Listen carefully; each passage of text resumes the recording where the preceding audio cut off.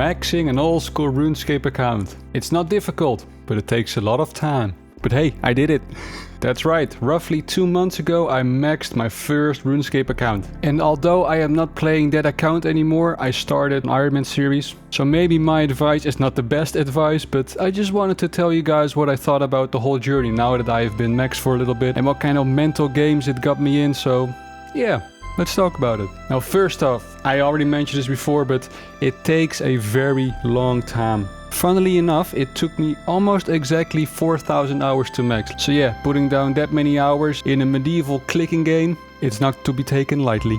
But it becomes easier if you actually enjoy playing old school RuneScape, and I guess you clicked on this video, so I guess you like old school RuneScape. But still, putting this many hours and this many grinds, grind after grind into RuneScape, you really gotta love it. But even then, staying motivated is still tough. So the biggest thing that I personally learned from this whole journey is that you don't push yourself too hard. If you kind of feel that burnout creeping in, just stop or try do something else or make it more AFK. And for me, that moment, the biggest burnout was when I went from, I believe, level 90 agility all the way to level 99 without any breaks. I just did it, not in one sitting, of course, but I think 2 months or 1 month and so many weeks. I just did it non-stop. That's all I did. And I remember after that I was like, no, I'm done. I don't want to max, or at least I want to take a break, and actually stopped playing around that time. But yeah, I picked it up again and I'm happy I did. But the advice of this is to pace yourself correctly.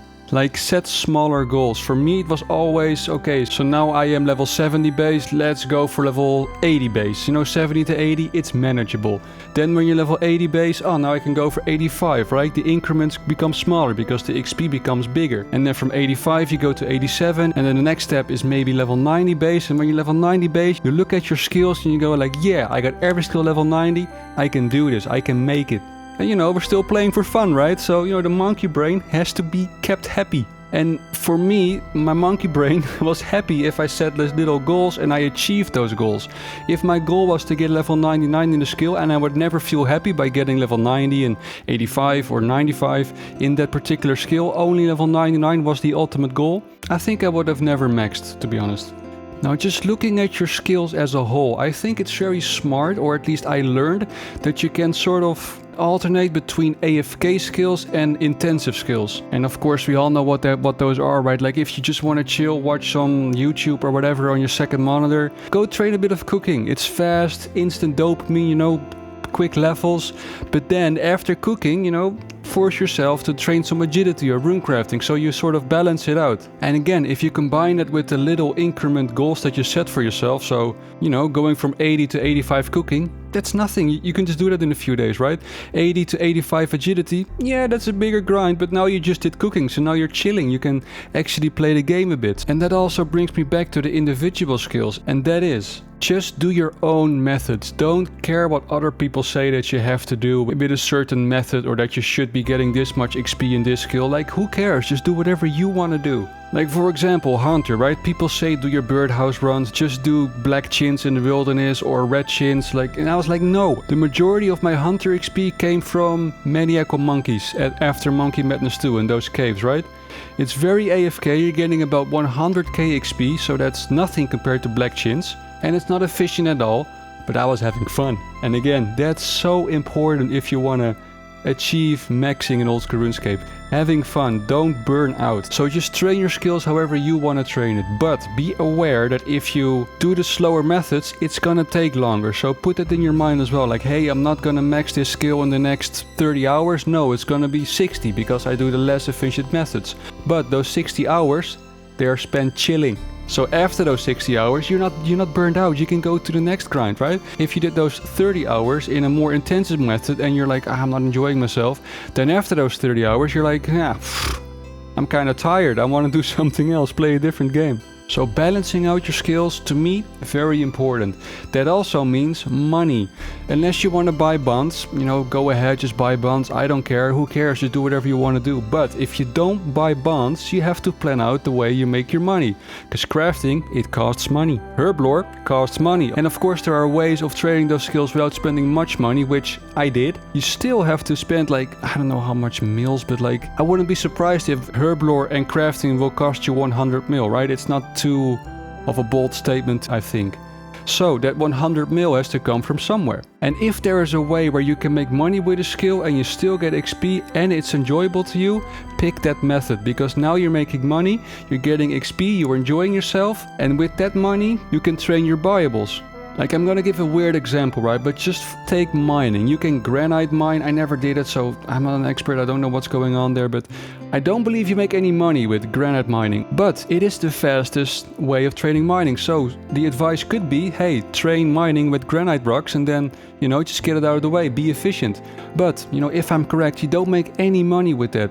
Compare that to doing motherlode mine. You know, you're not making that much money with motherlode mine, but it's still like 300k an hour. If you train mining to level 99 at motherlode mine, you're gonna make some bank. And then you can use that money to train, like I already said, like herblore or crafting. But of course, that's not efficient. The most efficient way is just to go to granite rocks or something else that gives high XP. Then go to Vorkath or do some raids, and with that money you can buy your viables. But again, if you don't enjoy that gameplay, don't do it. Don't feel pressured into doing something that you don't want to do in game. Also, maybe some real life lessons that I've learned. Like, first off, it's patience. In your mind, you know how long it will take to max, and it can be very daunting if you think about that. Like, I still need to spend so and so many hours in this skill or game, and then I max. It's like, how am I ever gonna do that? But stop thinking like that. Just take it skill by skill, increment by increment, like I said, 90 base, 85 base, whatever, and just slowly chip away at it. And you can apply this to other things in life, right? You just realize, like, hey dude, this is gonna take me years to achieve, but if I just show up,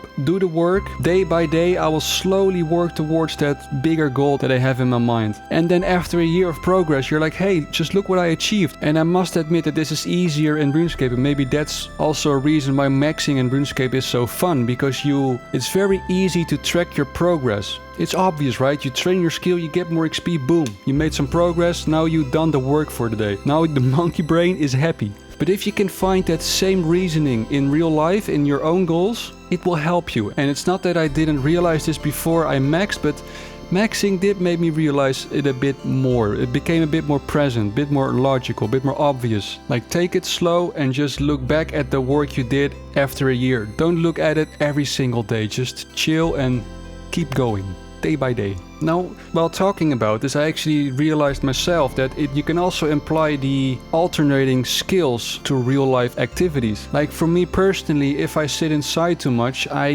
get a bit like iffy, you know? I want to get out of the house, and you can wait until you feel that feeling, but you can also do it preemptively. Like, hey dude, I've been sitting inside for a few days, let's just go out, go for a surf, go for a run, go for a walk, whatever you do, go for whatever it is that you want to do outside. Just get out of your house, socialize or whatever, if that's your thing that you want to do. You know, go to a bar, drink some beer. And like I said, if you do that preemptively, you never burn out on life.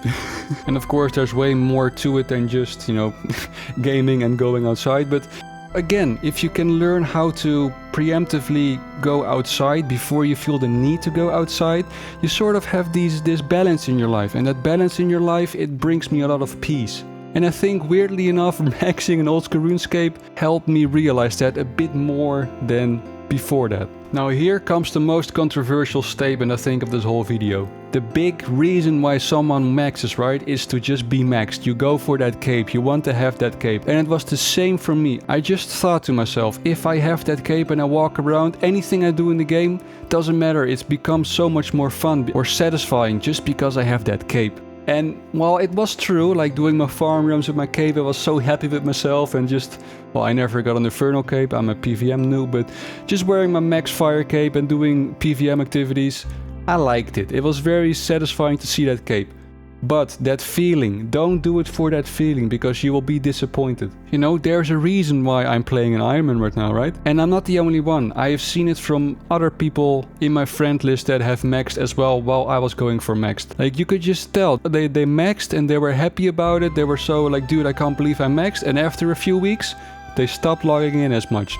And they all said the same thing. I don't really know what to do anymore. Like, maxing was such a huge goal in the game that now I'm like, what do I do? And of course, the more you enjoy PVM, the easier it is, because PVMing is just endless. And so if you enjoy PVMing, you're probably not gonna completely quit the game. But if skilling was all that you did, like me, it's difficult to get all of a sudden switch your whole gameplay up and try to find enjoyment out of the game in such a different way all of a sudden. So this is what I learned from maxing, is that you have to enjoy the journey and not the end. And of course this is a very common life advice thing as well, and you can also apply this to real life, but just realize that the end goal is not everything. Be happy while you're playing the game and be content and just get something out of the progression. Don't do it for the end goal, because if you don't enjoy the whole grind towards max, why are you even doing it? Just chill and find your way of doing it and enjoy the journey. That's all I can say. And of course you can apply this to real life. Like I said, there are probably many videos about this and many quotes from like philosophers and stuff, but